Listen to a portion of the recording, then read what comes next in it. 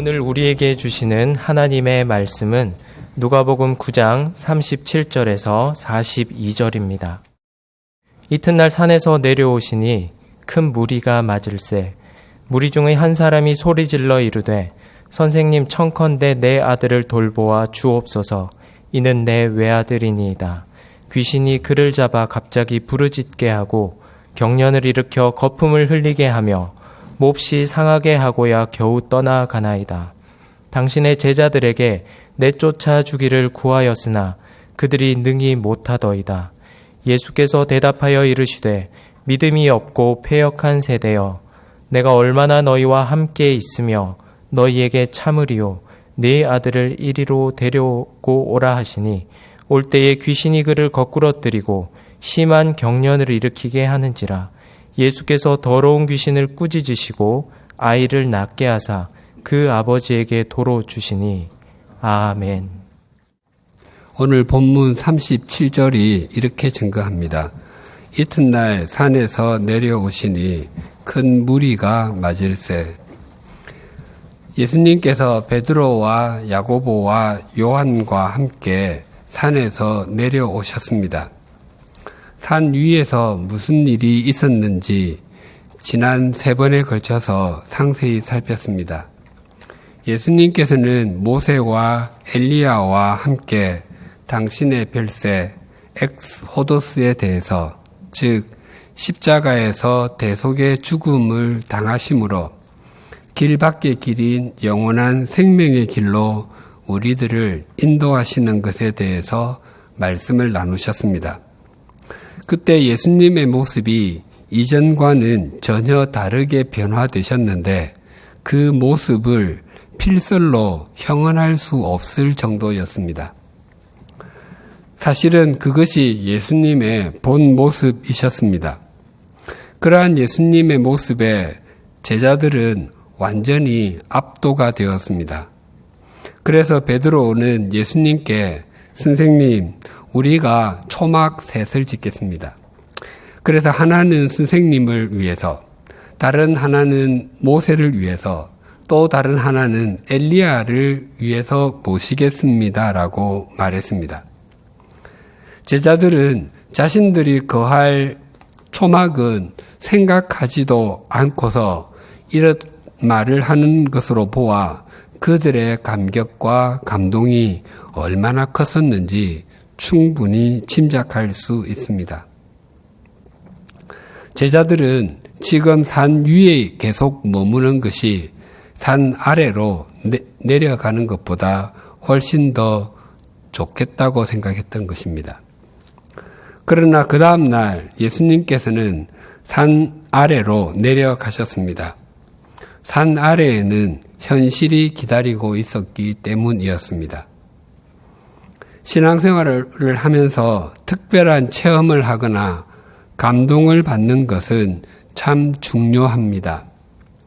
그것은 창조주이신 하나님께서 지극히 작은 피조물에 불과한 나와 함께 하신다는 증거가 되기에 참 용기가 됩니다. 사람이 사람에게 인정을 받고 사람이 함께 해주는 것만 해도 나를 같이 있도록 생각하게 만들어주는데 하물며 하나님께 인정을 받고 하나님께서 함께 해주심을 경험하는 것이겠습니까? 그러나 그러한 체험과 감동은 그것 자체가 목적이 아니라 우리로 하여금 하나님께서 마음과 정성을 다하여 심어주신 곳에서 더 제대로, 더 바르게 살아가게 하기 위함임을 잘 새기셔야 합니다. 우리 교회 홈페이지에 교회 소개 중 100주년 기념교회에 대해서 란에 보면 우리 교회의 정신과 사역에 대해서 이렇게 기록되어 있습니다. 100주년 기념교회는 예배의 생활화, 생활의 예배화를 신앙의 목표로 삼고 있습니다. 흔히 신앙을 예배당 안에서의 삶으로 국한하는 경향이 있습니다. 그러면 가정과 세상은 새로워지기 어렵습니다. 교회는 주차장보다 주유소에 가깝습니다. 주차와 주유는 자동차를 멈추는 외적인 모습은 같지만 내적인 의미는 완전히 다릅니다.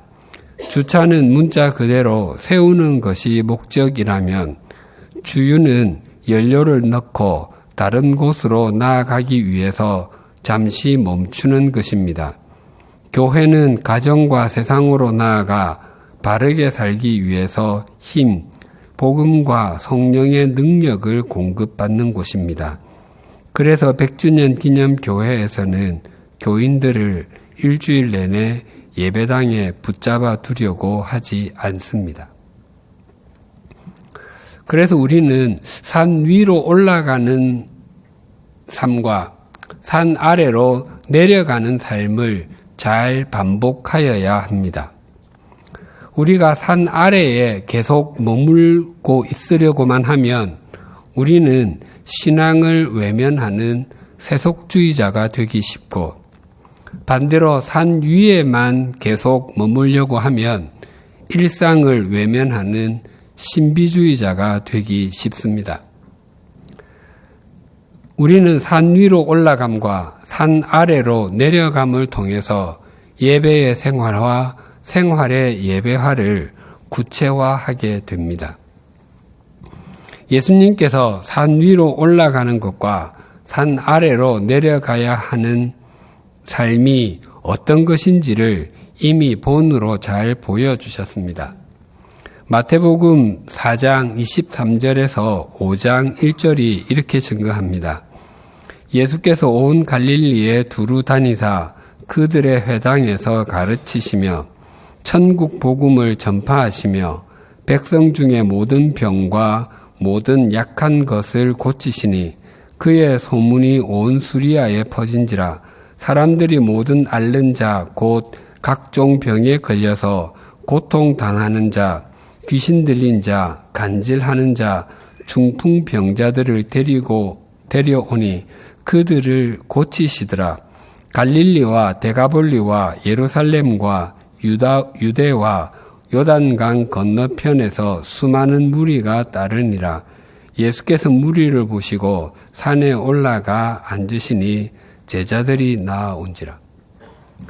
예수님께서 공생애를 시작하시고서 전반기에는 3가지의 사역을 하셨는데, 그것은 가르치심과 복음을 전파하심과 그리고 사람들을 고쳐주심의 사역을 하셨습니다. 그때에 사람들은 예수님께 고침을 받기 위해서 사방에서 몰려들었습니다. 하지만 예수님께서는 몰려드는 무리를 보시고서 사람들 사이에서 자신의 인기가 높아지고 있다며 기뻐하지 않으셨습니다. 예수님께서는 몰려온 무리를 보시고 산에 올라가 앉으셨습니다.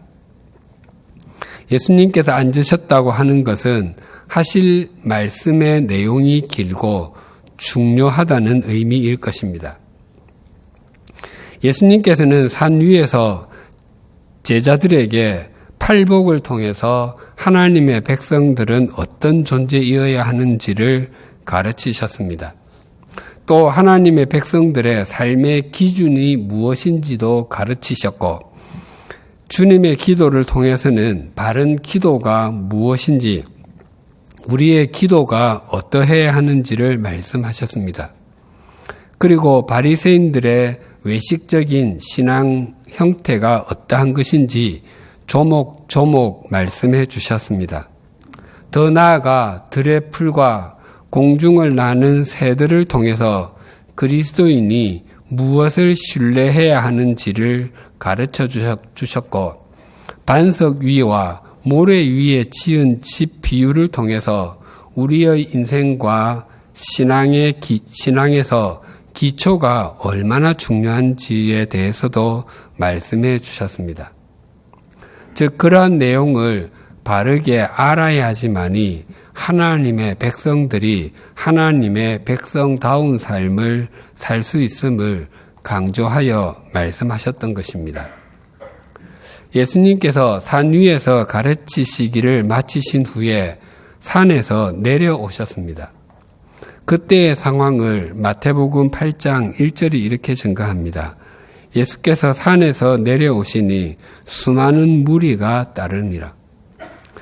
예수님께서 산 아래로 내려오시자 다시 수많은 사람들이 몰려들기 시작했습니다. 예수님께서는 이 이후에 한센 병자를 고쳐주시고 백부장의 종을 고쳐주시며 베드로의 장모의 병을 고쳐주심으로 일상으로 돌아가셨습니다. 그리스도인에게 있어서 산 위에서의 머무름은 산 아래에서의 삶을 바르게 가꾸어 가기 위한 필수 불가결한 시간과도 같습니다. 찬송가 442장은 저 장미꽃 위에 있을이라는 찬송입니다. 3절 가사가 이러합니다. 밤 깊도록 동산 안에 주와 함께 있으려 하나 괴로운 세상에 할 일 많아서 날 가라 명하신다. 주가 나와 동행을 하면서 나를 친구 삼으셨네. 우리 서로 받은 그 기쁨은 알 사람이 없도다. 동산 안에서 주님과 함께하는 시간이 없다면 이 세상에서 바른 그리스도인의 삶, 주님께서 원하시는 삶을 사는 것은 불가능할 것입니다. 동산 안에서 주님과 함께하는 시간은 거실이나 골방에서 주님과 함께하는 시간일 수도 있고 사무실이나 도서실에서 주님과 함께하는 시간일 수도 있고 야외에서 주님과 함께하는 시간일 수도 있습니다. 그곳이 어디든지 간에 주님과 함께하는 그 시간을 저는 주님과 나만의 비밀이라고 부릅니다. 주님과 나만의 비밀은 나로 하여금 이 땅에서 바르게 그리고 제대로 살아갈 의미를 주고 용기를 줍니다.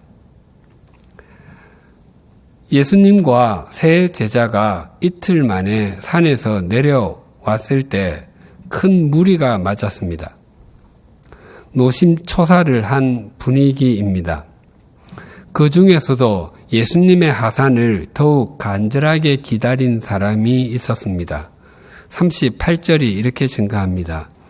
무리 중에 한 사람이 소리질러 이르되 선생님 청컨대 내 아들을 돌보아 주옵소서. 이는 내 외아들이니다.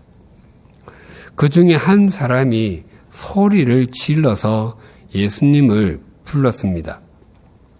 그가 소리를 질렀다고 하는 것은 단지 그의 목소리가 컸다는 것을 의미하지 않습니다. 그에게는 그만큼 간절한 것이 있고 한이 맺힌 일이 있다는 의미입니다. 그가 예수님께 요청한 것은 자기 아들을 돌보아 달라는 것이었습니다. 돌보다는 문자적으로 자세히 관찰하다는 의미입니다. 당시의 의사들이 환자의 상태를 살필 때에 자주 사용했던 용어였습니다. 즉, 이 아버지가 예수님께 지금 내 아들이 아픕니다. 의사가 진찰하듯이 자세히 살펴보시고 고쳐주십시오라고 요청하는 것입니다. 그리고 누가는 그 아들이 외아들임을 밝히고 있습니다. 누가의 본래 직업은 의사였습니다. 그래서 누가복음에는 의학적인 용어가 빈번하게 등장합니다. 그리고 의사가 제대로 진료하기 위해서는 환자의 상태를 세심하게 살피고 배려해야 하기에 누가복음에는 예수님께서 만나신 사람들에 대해서 아주 섬세하게 기록합니다. 오늘 본문에 나오는 이 사건은 공관복음, 즉 마태, 마가, 누가복음에 모두 소개가 됩니다. 그런데 이 아들이 외아들이었다는 것은 누가만이 밝히고 있습니다. 또 8장에서 살펴보았듯이 예수님께서 회당장이었던 야이로의 12살 된 딸을 살려주셨습니다. 그 사건 역시 공간복음이 모두 다 전합니다. 그런데 유일하게 누가만이 그 딸이 외딸인 것을 말하고 있습니다. 그리고 7장에는 누가복음에만 나오는 한 사건이 나옵니다. 나인성에 사는 과부의 아들이 죽어서 장례를 치르고 있었는데 예수님께서 그 아들을 살려주셨습니다. 그런데 그 아들이 외아들인 것을 누가는 밝히고 있습니다. 이러한 것들은 누가가 예수님께서 행하신 일들을 그만큼 진지하고도 세심하게 살폈다는 의미일 것입니다. 뿐만 아니라 그 또한 그만큼 상대방의 입장을 잘 이해하는 심성의 소유자이기도 했던 것입니다. 아들을 돌보아 주기를 요청한 사람이 예수님께 소리를 지르지 않으면 안 될 정도로 그 상황이 얼마나 절박했는지를 39절이 이렇게 증가합니다. 귀신이 그를 잡아 갑자기 부르짖게 하고 경련을 일으켜 거품을 흘리게 하며 몹시 상하게 하고야 겨우 떠나가나이다. 이 아들의 아버지가 예수님께 와서 왜 큰 소리로 도움을 요청했는지 충분히 이해가 됩니다. 악한 영이 아들을 사로잡으면 아들이 귀가 찢어질 정도로 소리를 지릅니다. 마가복음에 의하면 이 아들은 말을 하지 못하는 귀신이 들렸다고 합니다. 그래서 마가복음과 누가복음을 종합하면 이 아들이 말을 하지 못하는데 악한 영에 사로잡히면 무슨 말인지 알지도 못하는 비명을 질러대는 것입니다. 그것만이 아닙니다. 입에서는 계속 거품을 흘려가면서 온 사지를 뒤틉니다. 그 상태는 몸이 몹시 상할 때까지 계속되었습니다. 몹시 상하다의 문자적인 의미는 산산이 깨뜨리다, 박살내다의 뜻입니다. 그러니까 악한 영이 이 외아들을 사로잡으면 아들은 벽이며 바닥이며 자기 몸을 부딪혀서 온몸이 만신창이가 되고 기진맥진해지면 그때에 악한 영이 떠나간다는 것입니다. 그것을 매번 지켜봐야 하는 아버지의 심정은 갈갈이 찢어졌을 것입니다. 마가복음에는 이 아들의 모습에 대해서 좀 더 적나라하게 묘사하고 있습니다. 마가복음 9장 17절에서 22절이 이렇게 증거합니다. 무리 중에 하나가 대답하되 선생님, 말 못하게 귀신 들린 내 아들을 선생님께 데려왔나이다. 귀신이 어디서든지 그를 잡으면 거꾸러져 거품을 흘리며 이를 갈며 그리고 파리해지는지라. 내가 선생님의 제자들에게 내쫓아 달라 하였으나 그들이 능히 하지 못하더이다. 대답하여 이르시되 믿음이 없는 세대여, 내가 얼마나 너희와 함께 있으며 얼마나 너희에게 참으리요. 그를 내게로 데려오라 하시매 이에 데리고 오니 귀신이 예수를 보고 곧 그 아이로 심히 경련을 일으키게 하는지라. 그가 땅에 엎드러져 구르며 거품을 흘리더라. 예수께서 그 아버지에게 물으시되 언제부터 이렇게 되었느냐 하시니 이르되 어릴 때부터니이다. 귀신이 그를 죽이려고 불과 물에 자주 던졌나이다. 그러나 무엇을 하실 수 있거든 우리를 불쌍히 여기사 도와주옵소서. 그 아들을 예수님께 데려오자 귀신이 예수님을 보고 심한 경련을 일으켰다고 합니다. 어떤 영어 성경에서는 귀신이 아니라 그 아들이 예수님을 보고 경련을 일으켰다고 표현합니다.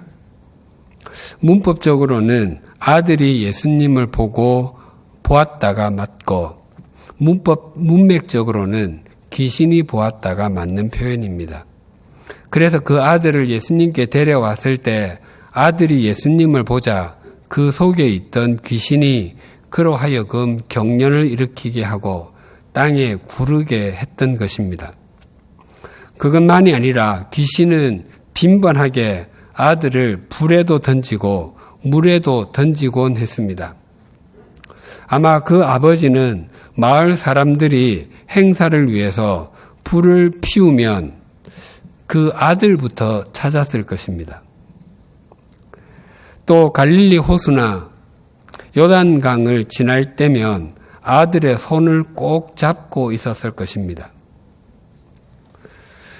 예수님께서 언제부터 이렇게 되었습니까? 라고 물으셨습니다. 아버지는 어릴 때부터라고 대답했습니다. 그것은 그 아들이 지금은 청소년기 정도의 아이였음을 의미합니다. 그 아버지의 말을 들은 예수님께서 이렇게 말씀하셨습니다. 41절이 이렇게 증가합니다. 예수께서 대답하여 이르시되 믿음이 없고 패역한 세대여 내가 얼마나 너희와 함께 있으며 너희에게 참으리요 내 아들을 이리로 데리고 오라 하시니. 예수님께서는 그 아버지에게 그동안 많이 힘드셨겠습니다라고 격려하지 않으셨습니다. 또 그 아버지에게 아들을 제가 꼭 고쳐드리겠습니다라고 약속하지도 않으셨습니다. 예수님께서는 탄식하시며 믿음이 없고 패역한 세대여라고 말씀하셨습니다. 즉, 그 아들의 그런 상태는 그 아버지를 비롯하여 그 시대가 그렇게 만들었다는 것입니다. 믿음이 없다는 것은 하나님이 없는 삶을 사는, 신실함이 없는 이라는 의미이고, 패역하다는 휘어지다, 왜곡하다는 의미입니다. 특히 겉보다 속이 휘어진 것을 뜻합니다. 겉으로는 전혀 그렇지 않은 척 하면서 속은 온통 뒤틀려 있는 것입니다. 이 아버지가 데리고 온 아들, 말을 하지 못하고 말을 하면 온갖 괴성을 지르는 아들, 경련을 일으키며 물불을 가리지 않고 뛰어드는 아들, 자신에게 있는 진이 다 빠질 때까지 가만히 있지 않는 아들의 모습을 어디서 많이 본 듯 하지 않습니까? 혹시 우리 가정에 이런 일 없습니까? 자녀가 집에 들어오면 부모와 한마디도 하지 않는 것 아닙니까? 학교에서는 친구들과 얘기를 잘 나누는데 집으로 들어오면서 현관문을 닫는 순간 자신의 입도 닫고 자기 방으로 들어가면서 방문도 닫지 않습니까? 부모와 자식 간의 대화를 나누려고 하면 얼마 지나지 않아서 서로 뜻도 통하지 않는 고성이 오가지 않습니까? 고성이 이어지다가 부모도 자식도 진이 다 빠져야 대화 아닌 대화가 끝나지 않습니까? 어린 시절에는 신경쇠약이나 노이로제, 우울증과 같은 정신과 관련된 병이 거의 걸리지 않는다고 합니다. 만약 아이들에게서 그런 현상이 나타나고 있다면 그것은 대부분 그 부모가 그 아이들을 과도하게 대했기 때문일 것입니다. 종종 정신적으로 만신창이가 된 10대 후반이나 20대 초반의 청소년들이나 그 부모를 만나서 상담할 때가 있습니다.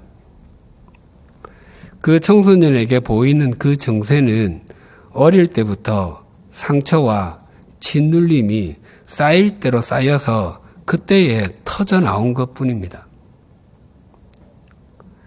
그런데 그런 경우에 대부분의 부모는 그 이유가 자기들에게 있다는 사실을 잘 모릅니다.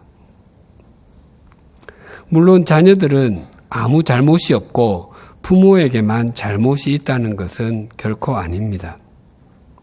어렸을 때부터 형제들이나 친구들과 비교하고 인격적인 상처를 받은 것이 자녀에게 고스란히 남아 있음에도 부모는 자녀들이 원하는 것을 다 해주었다고 생각합니다.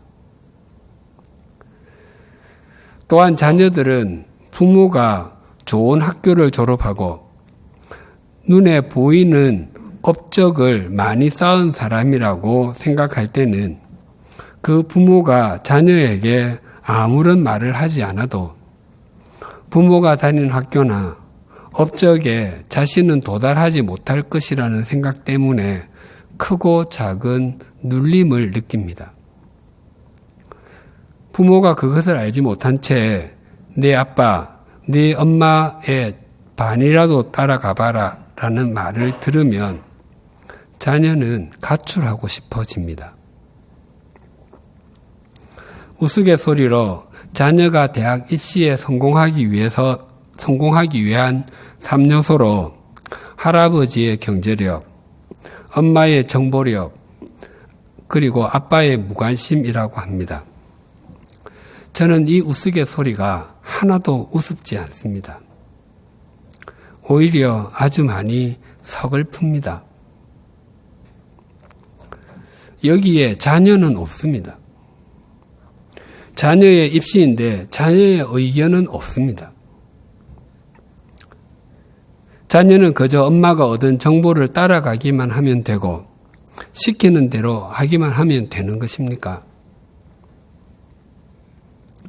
엄마에게는 자녀에 대해서 모두 다 알고 있고 자녀를 제대로 인도할 능력이 있습니까? 아마 만약 있었다면 많은 자녀들이 현재의 학교와 학과가 아닌 다른 학교, 다른 학과를 다니고 있었을 것입니다. 자녀는 부모의 뜻대로 되지 않는다고 하지 않습니까? 그것은 부모와 자녀는 동일한 모양, 동일한 색깔이 아니기 때문입니다. 대부분의 가정에서 자녀는 엄마가 키웁니다. 엄마의 가치관이 자녀에게 더 많은 영향을 끼치게 됩니다. 그런데 신비한 것은 그 자녀가 자라고 나서 보면 정서적으로 건강하게 자란 자녀는 아빠와의 관계가 좋습니다. 또한 정서적으로 문제를 안고 있는 자녀는 아빠와의 관계가 어그러져 있는 경우가 정말 많습니다. 만약 자녀가 영적으로, 정서적으로 건강하게 자라지 못하고 있다면 그 책임은 저를 비롯한 아빠들의 책임입니다. 우리 찬송가에 가족 구성원에 대해 감사하는 노래들이 있습니다. 그 중에서 어버이를 주심에 대한 감사하는 노래가 576장부터 579장까지 4곡이 있습니다. 그 중에 어버이에 대한 감사하는 노래가 한 곡이고 나머지 3곡은 어머니에 대한 감사 노래입니다. 아버지에 대한 감사 노래는 없습니다.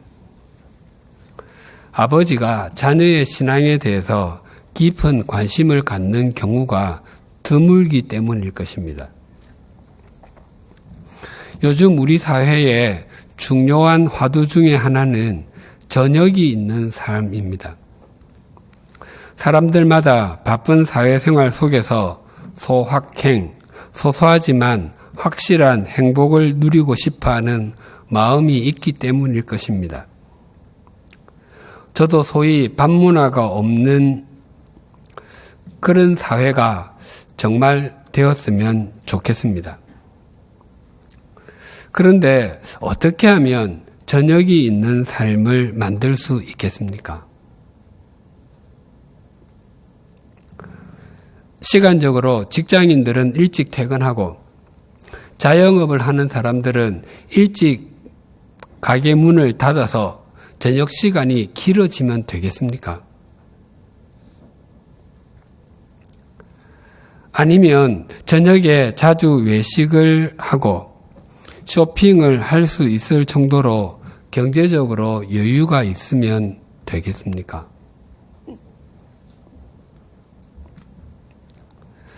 더 여유 있는 시간과 더 나은 경제 상태가 저녁이 있는 삶을 만드는데 필요한 요소이기는 하지만 그렇다고 해서 저녁이 있는 삶이 저절로 만들어지지는 않습니다.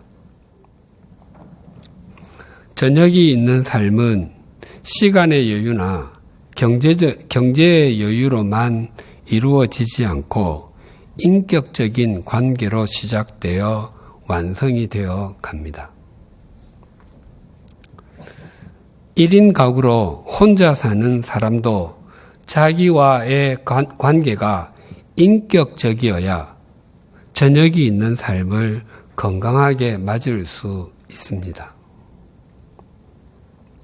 자녀는 부모의 소유물이 아닙니다. 부모와 자녀의 관계도 인격적이어야 합니다. 부모가 자녀로부터 존중을 받아야 하듯이 자녀도 부모로부터 존중을 받아야 합니다. 우리 가정에서 시작된 인격적인 관계가 사회로 확대되어 갈 때에 고질적인 질병과 같은 계층 갈등, 세대 갈등, 이념 갈등이 치유될 수 있습니다. 갑이 을을 인격적으로 존중하고 을이 갑을 인격적으로 존중할 때에 함께 사는 사회를 만들어갈 수 있습니다. 혹 가정에 자녀와의 관계에 문제가 있다면 부모가 먼저 자녀에게 진지하게 사과하실 수 있기를 바랍니다. 미안하다. 내가 내 감정대로 너를 대할 때가 많았다. 내가 네 마음에 있는 상처를 알지 못했다. 내가 너를 다 알지 못함에도 다 알고 있다고 생각했다. 내 속에 이루지 못한 것이 있어서 네가 이루어주면 좋겠다고 생각했다라며 부모가 용기를 내실 수 있기를 바랍니다. 믿음이 없고 패역한 세대에서 돌이킴은 하나님께서 우리를 인격적으로 대해 주셨듯이 우리도 우리와 함께 하게 하신 사람들을 인격적으로 대하는 데서 시작되고 완성됩니다. 그 인격적인 관계를 제대로 그리고 바르게 완성하게 하기 위해서 하나님께서 마음과 정성을 다하여 우리를 우리 가정에 심어주셨고 일터와 학교에 심어주셨고 삶의 자리에 심어주셨습니다. 믿음이 없고 패역한 세대의 문을 닫고 믿음이 있고 순종하는 세대의 문을 여는 사람이 바로 나 그리고 우리입니다.